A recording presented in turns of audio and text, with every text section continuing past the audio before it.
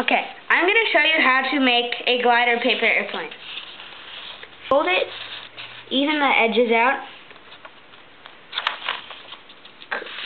Be sure to get a very sharp crease. Fold the two corners down.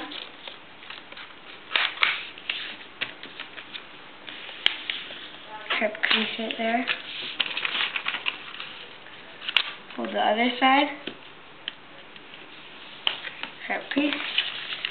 Fold down the corner fold down the point on the top till it touches the part right there. Fold this down.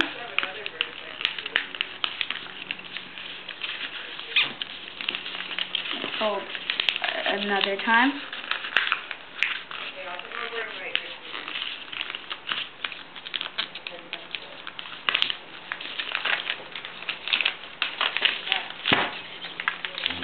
And then this, fold it like that.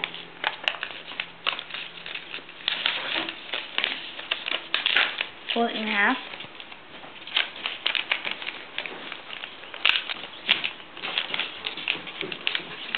Fold this part down.